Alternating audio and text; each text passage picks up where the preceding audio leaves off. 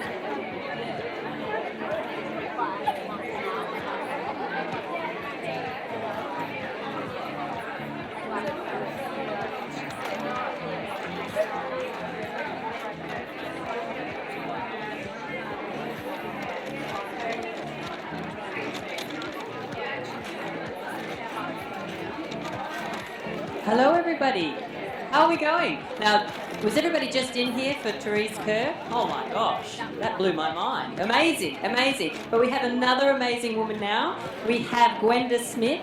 Now, Gwenda is a wise, sage, knowledge woman and has an organisation called Shape Changer, which is all about shaping, changing lives and business. So welcome.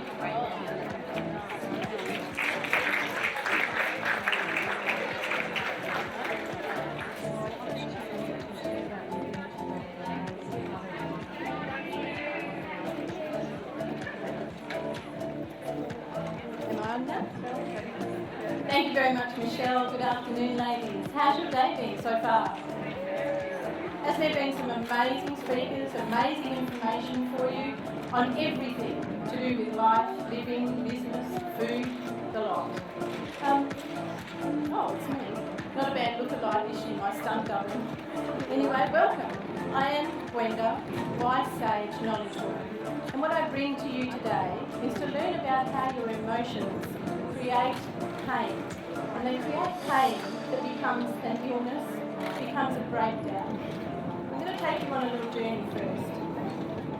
Because really, who am I? I'm a mother of 2. I'm a grandmother of 3. Beautiful grandchildren they are. And grandma rules with a very iron rod, as my friends well know.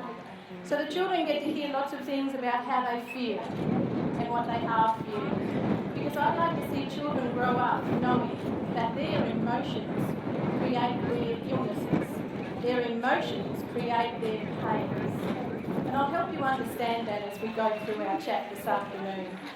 What I hope too is that when you go away this afternoon, you take some things away for you and your family that you can help empower. Everybody uses this word empower these days. I like to say I'm power. So I am power.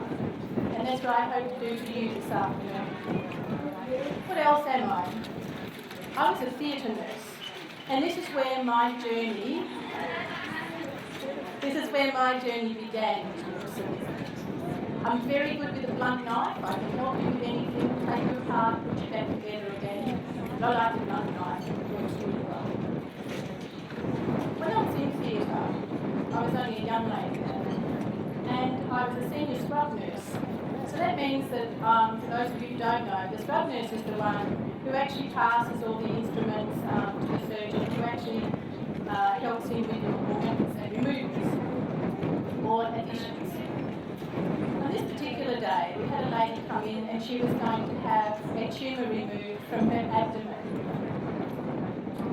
We brought her into the theatre and we began the surgery. Now, there's a certain part of you when you get underneath your skin and your muscles, and it's called the augmentum, and it protects all of your underneath organs, your vital organs. And normally, the augmentum is beautiful. It's like a soft baby pink, it's really pretty, and I used to love playing with it. Something to massage while I was waiting. On this particular day, once we got to the augmentum, it was grey, it was lumpy, it didn't look lovely and pink and healthy. And I looked at it thinking I've never seen one look like this before. And while I'm looking at it, the surgeon said, suture up. And I looked at him and he looked back at me and said, you're looking at the same thing as me. This lady has 14 days to live. I was horrified that he could put a time frame just like that on that lady's life. So I cast in the suture, and as we were suturing up, he said, when this lady is awake enough to speak to, I want you to come with me and we're going to deliver that news. Now that was very unusual. The nurse didn't usually go, particularly the scrub nurse, with the doctor to deliver any kind of news. So with him I went, and the lady wasn't really conscious. She was just awake enough to know that the surgeon was there. He had asked me to hold her hand when he gave her the news. So I was holding her hand. She didn't know who I was, because if you've ever been to theatre, you'll know that you only see really that much of the nurse. She saw the look on our faces and she started to cry, even though she wasn't really conscious. And he said to her, when you are awake enough, I would like you to have your husband come and pick you up. You are to go home and enjoy your time with your family and prepare yourself, because in 8 days' time I'd like you back here in hospital. You have 14 days to live. Hey, just like that. And even the surgeon had tears in his eyes, which was unusual, and even now it still distresses me. But from that time on, I thought, that just can't be right. It can't be right that a person can tell you how long you have to live, how long you have left. So I continued my nursing. I loved theatre, anywhere really that there was excitement. I continued on my journey of learning And I set about finding out more about a human being and more about what affects us, infects us, and affects us. One of the biggest things that I came across was emotions. Now, in your wholeness of life, and this is a lot of what I teach as well, there are 8 platforms that create your wholeness of life. That's physical, so that is your exercise, and the importance of you being healthy and fit is paramount to your wholeness of life. So there's exercise. Then there is spiritual, and that comes down to faith and belief systems and having that support. There is social, your social interaction with people around you. There's environmental, and environmental is how you treat the earth, how you live at home, and a little bit down the same line as Therese was talking about, if you were here for her talk, it is very much about what you use in your home and on your skin as well. Environmental also means, do you chop down all the trees that are around you? Do you have fake grass? Do you spend time nurturing out in the garden? Then there's intellectual, which is your mental well-being. And as you all know, these days, every second person is suffering from overwhelm, anxiety, depression, cancer. The volume of those numbers is too high to even conceive on a daily basis. Then there is also your work environment, so occupational. How does your work affect you and why you do what you do? Have you ever wondered what work does for you, or do you just give what you have to give when you're there? If you're in a job that is about what you have to do and not what your work can give back to you, you're in the wrong place, and you need to be looking at something else. Because for your wholeness of health, all of these platforms need to be balanced. Now, if one platform is out of balance, all of your life is. So if you are out of balance in your social skills, if you are hibernating, then your whole health system is out of balance. Part of that is emotional health. Now, emotional health is a really interesting part of you as a being. Let's think about what happens if a car pulls out in front of you all of a sudden on the road. What's your immediate response? It's something like, oh! Is it not? The minute you do that, your system releases all sorts of hormones, it injects a whole lot of extra enzymes through your stomach, acids, and away we go. Now, if in an hour's time you haven't settled that response, you haven't quietened down your body on all of your levels and checked in with your breathing, then all of those little injections your body sent out for you in the fright are busy destroying you on a cellular level. Your disease, your pain, everything that happens starts on a cellular level. So you have the hormonal injection when you get a fright. You have also a hormonal injection when you are grieving, and you go through different stages of grieving. You have another one when you're happy. When you laugh, you have endorphins that rush through your system, and they're wonderful. But it doesn't matter whether it's endorphins or if it's cortisol or if it's adrenaline. Each of those hormones has a negative impact on you. Now, how can you make sure that you're balanced? I have a simple scale for you to be able to work with, where you choose between 1 and 10 where you think you are on each of those platforms. And if you're not right in the centre, then you are off balance. So from 1 to 10, if you can't say that you're at 5 for your physical health, then you are out of balance. And that will ricochet off onto other things in your life. How does it ricochet off? Financial. Financial is another one of those platforms. So you've already had a fright, then you found the day's gone downhill from there, and you've had more things happen. People at work seem to really irritate you. Everything seems to get in your way, and that's all as a result of that earlier fright in the morning that you didn't actually settle within yourself. Then you get home and the postie's been. He's a gem, isn't he? He brings some really good stuff for you.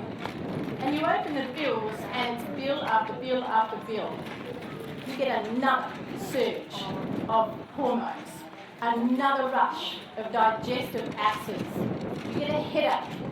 So here comes the physical responses that you feel as a result of those hormonal releases that you get in your body.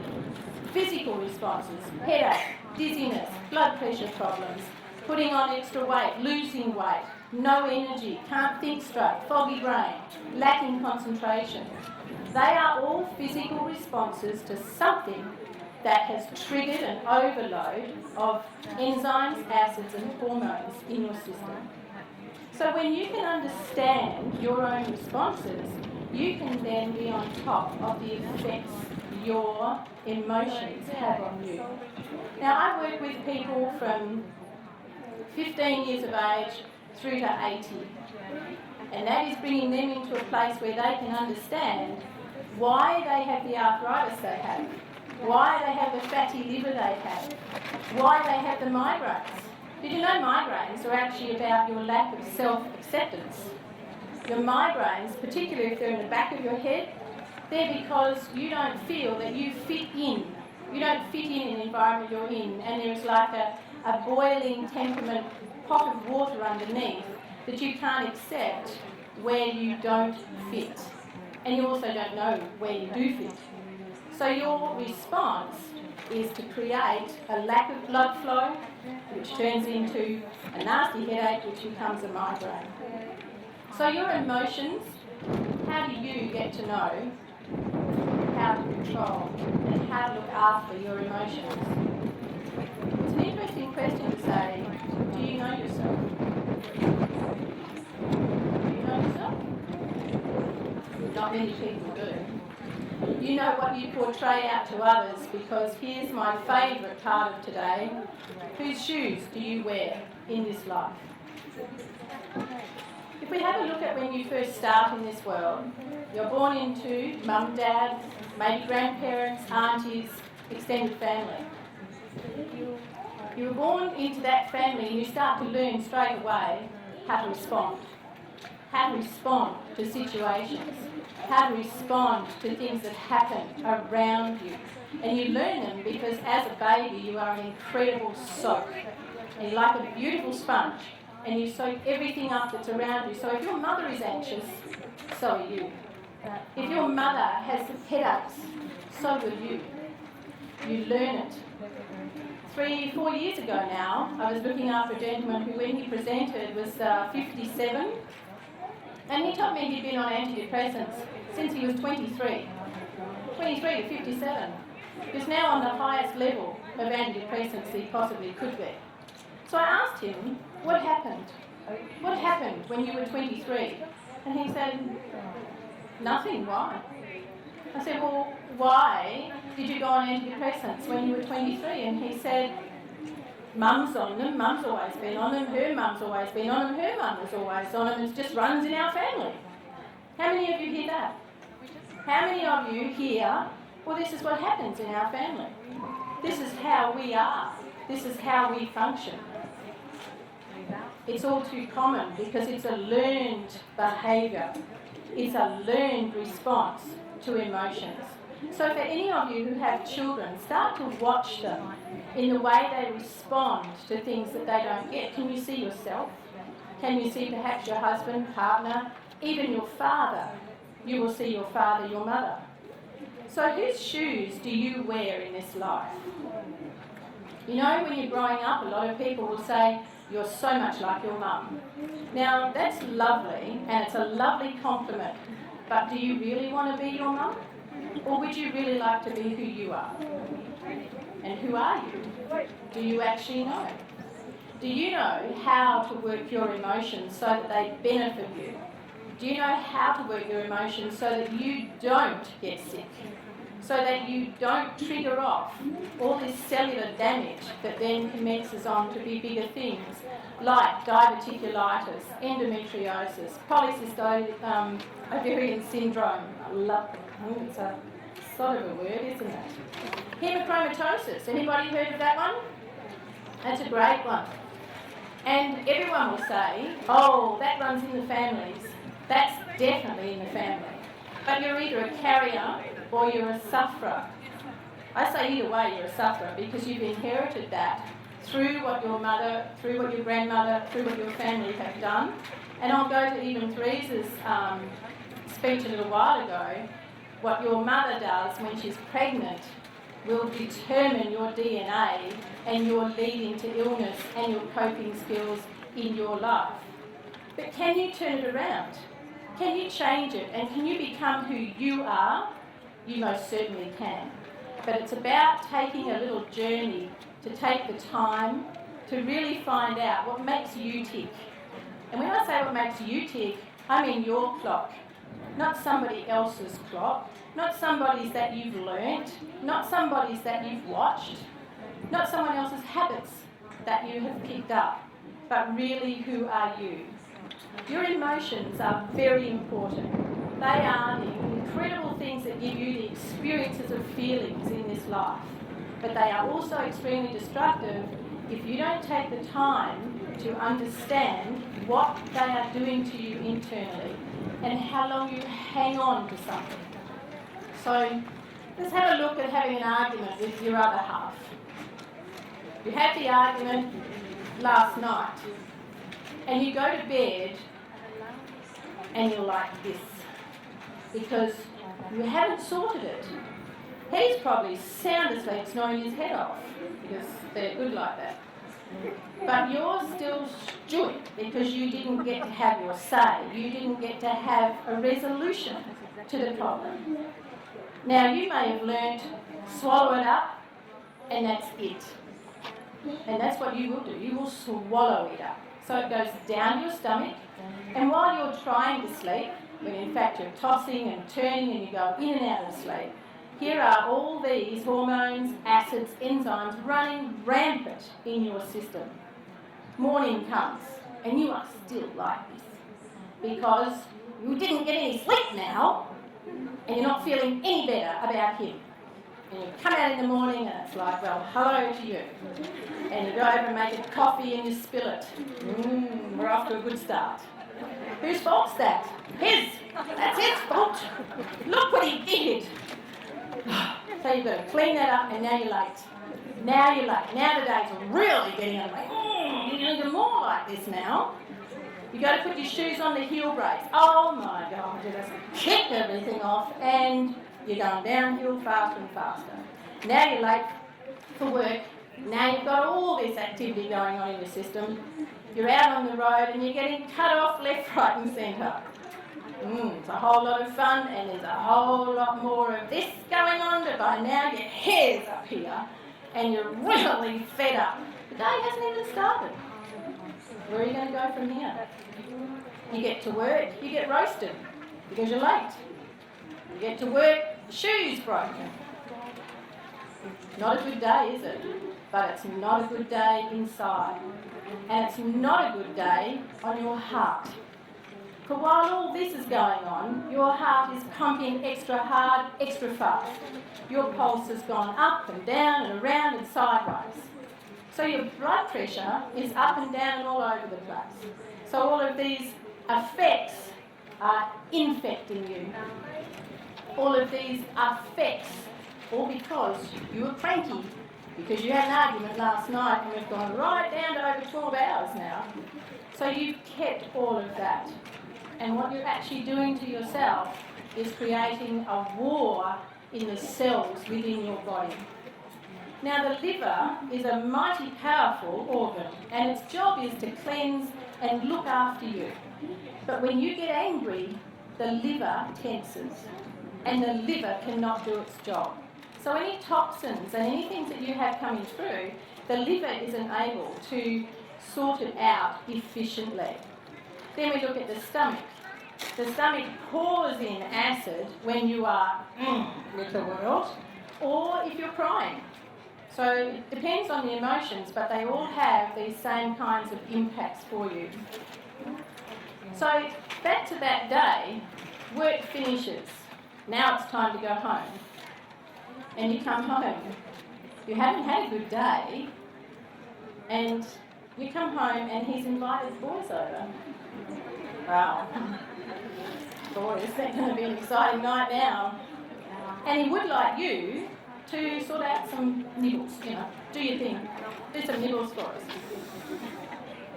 Now we've gone back into this mode again. And you're really angry. Now you've had nearly 24 hours of that.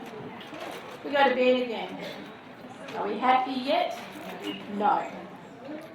Did he clean up? Did the mates clean up? Oh my God. And you've got to go back to work in the morning, mess to start. Away goes your day again. So now you are on a carousel, a constant cycle. And you will repeat that cycle until you decide to stop and have a look at where you are in yourself. Now I would say most of you here are mothers. How many of you could pull your hair out with your kids? Oh yeah. There's plenty of times and it falls out on its own half the time because of them. I know mine's all over the place. It used to be. Children do the same thing. Your friends can do the same thing too. You come out and go, I didn't say I love to dance. Oh, I love dancing. You come out and you think you're looking pretty hot and they go, are you going out with them? And you're like, yeah, why? Oh, no, that's okay. So you go out and how do you spend your night? Or your afternoon? Fussing. Because your friend, you know that when your friend said, are you going out like that? Something wasn't right.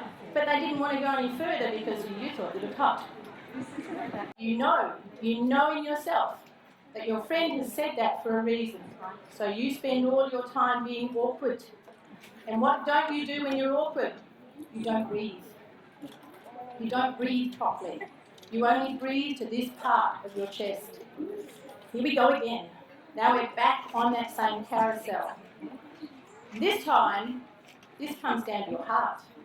This comes down to how you feel, how your friend feels about you. So now, you've got a lot of hurt going on. Because you thought your friend loved you. And you thought your friend respected who you were.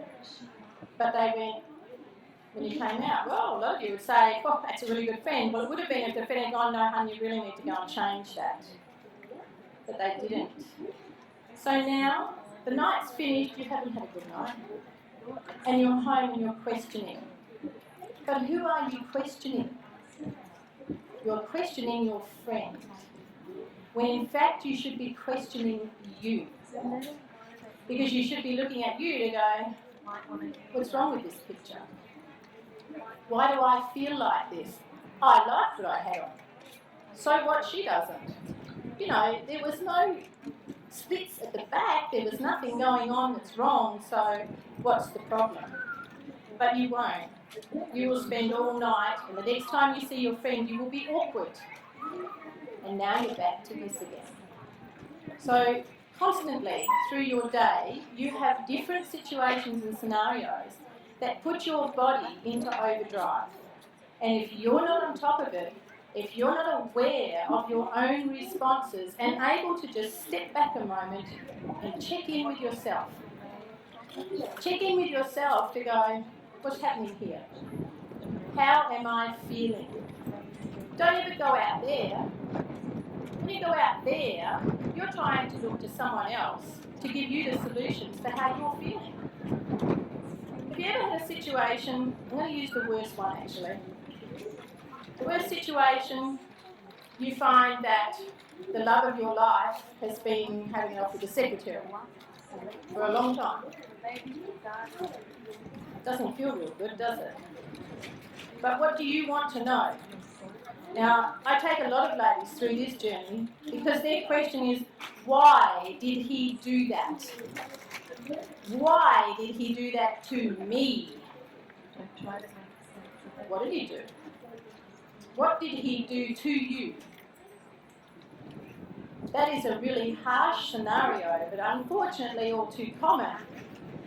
But if you know yourself well enough, and you know where you're at, you're able to step away and ask yourself, where am I at in this situation? I'm hurt. I'm devastated. My life is shattered. It's not really, but these are the things you'll come up with. But once you're able to do that, you can then claim and you can become I am H.E.A.L. And that's where your healing starts. And that's where you can commence the cellular restructure. Also, with how you think about yourself first thing in the morning. Take yourselves back for a moment to first thing this morning.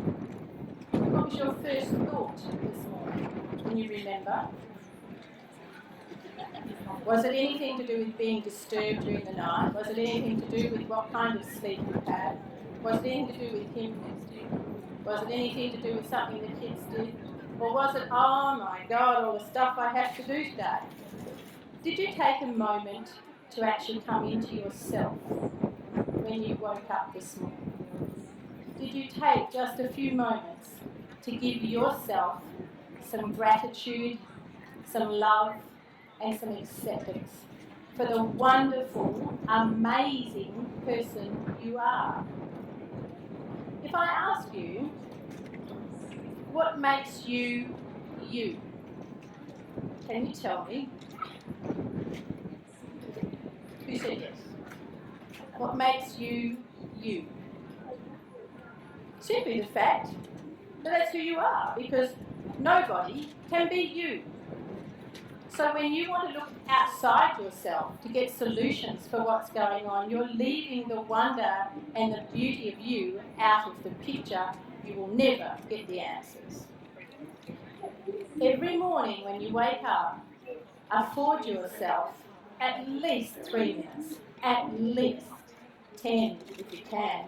You can always pretend you're still asleep, you know. You don't have to own up that you're awake. But if you could just take a few minutes to breathe, allow yourself to feel the breath. And why? Because it's a life force for you. It's a greeting into the day, and you're allowing yourself to take in maximum oxygen, maximum breath, to allow yourself to relax into the day instead of falling out of bed sideways and rushing into the day, spilling coffee and other exciting things. Before you get up, do you allow yourself to feel how you're feeling? To actually know how you're going to step into the day? Do any of you know how you wanted to step into the day today? And are you still there? Do a little retrace. Are you still where you woke up this morning? Or have you managed to turn yourself around, maybe improve it, maybe change it? Change in your cellular level is in your hands every breath you take. Change in depression, in anxiety. Now, this is a very interesting word, anxiety. Everybody, every single person will have anxious moments in their life. If, however, you are caught up in a trauma, can you imagine how anxious that lady was that had 14 days to live? What I didn't finish telling you there either was that I was actually on the ward when she came back on the 8th day. I was also there when she died on the 14th day. Do you think it's right that someone can tell you you have 28 days to live, you have 2 days, you have 6 months? I don't. But I do know that when I leave this world, I'm going to go sideways into that casket with a glass of fine champagne and go, that was one hell of a ride. How about you? Are you going to be able to finish your life in this world saying, I did it my way, I did it awesomely, and I had a ball? Or are you going to lay there as you exit this world going, I wish I wasn't so much like my mother. I wish I didn't do things Dad used to do. Wow, that's really rough. I wish my husband had loved me for who I am. I wish my husband had let me be the person I really am. Emotions. Emotions are your best experience for feelings in this life. They are also your nemesis, unless you can understand you. Now, husbands, great topic, husbands. I got married against my parents' will because that's what I was like. When I was 18, damn it, they were right. 10 months later, I left what was becoming an increasingly violent situation. And I said to him one night, you throw that at me again, you will sleep with one eye open, because I'll kill you during the night. Because that's what I was like. I'm not like that anymore, it's lucky. But 10 months later, that was it for me. Because the things I was experiencing as a nurse were driving me to understand that there is a better way to live, that I have a right to live my life the way that I want to live it and to embrace it in healthiness, wellness, and what I call wholeness. And that's why I teach on the 8 platforms of wellness, because that's where you are whole. And the most wonderful journey you can ever take is to get to know who you are, who you truly are. And then the best part of that journey is to live it. To live it, to embrace it, and to I am power. Not empower, I am power. It is the best service you can do for yourself. So going back to your emotions and you being able to learn more about you, take time out for you. Take time out to go and find out who you are. And you don't do that with girlfriends. You find out who you are by spending time by yourself. How many of you don't like spending time yourself? Most people tell me I'm too busy, can't spend time with me. And that's really what they're saying is, I don't want to go there, it's scary. Can you look in the mirror? When you go home tonight, look in the mirror and say, I love you. Look yourself straight in the eyes and say, I love you. I dare you. And then I want you all to come back to my Facebook page and tell me how it went. Now, for some of you, you'll cry. For some of you just won't look on there, and others will go, oh, that's just stupid, I'm not doing that. That's fine. But what it tells you is that you are not walking this life in your shoes. You are walking this life in somebody else's. How much of you is dressed for you? How much of you is dressed for impress, for your husband, for your partner? The reason I bring this up is I'd like to go down a journey of some girls, too many unfortunately. So picture this, you've got your bunch of girlfriends and you're all hanging together and one meets the love of her life. Now when you knew her before you met her, she stood like this and she walked like this. And her hair was always beautiful, makeup was lovely. 6 months in the relationship,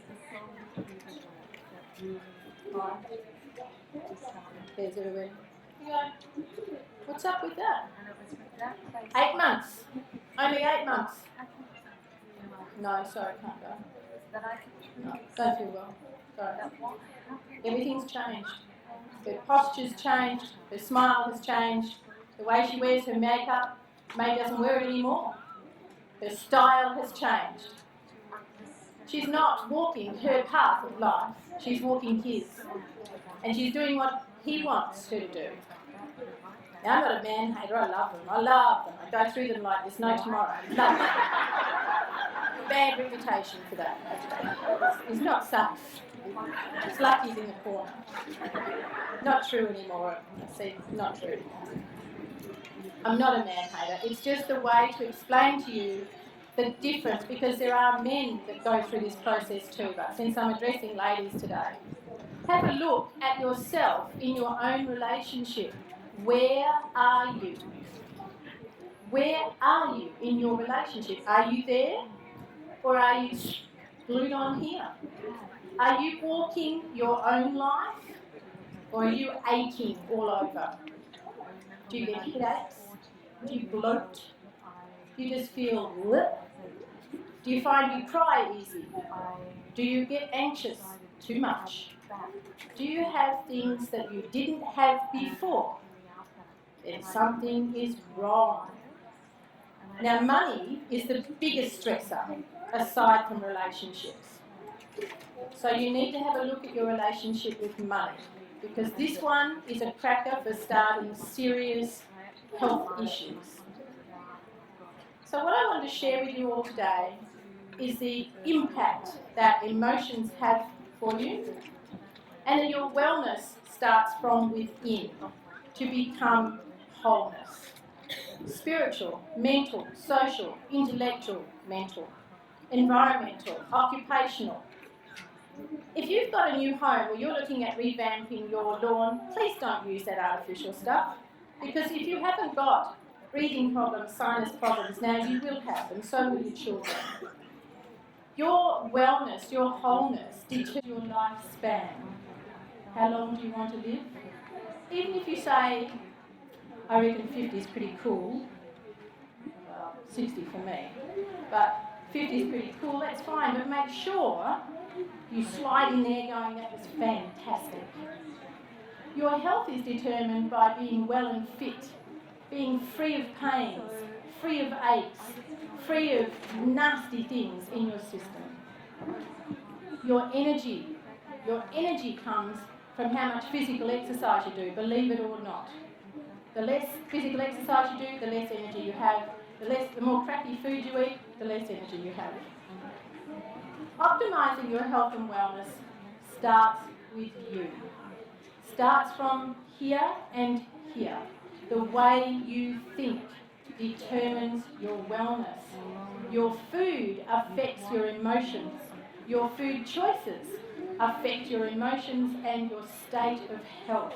Did you know the more processed food you eat and the more sugar you eat, the more emotional you will be?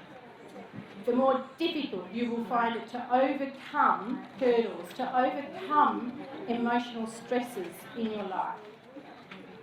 Eat clean, eat well, so that your cells are well, so that you can think and feel properly. Take time in the morning to check in with yourself. Go, hey, how you doing, girl? Say, I'm good. Then you go, no, I'm not tired.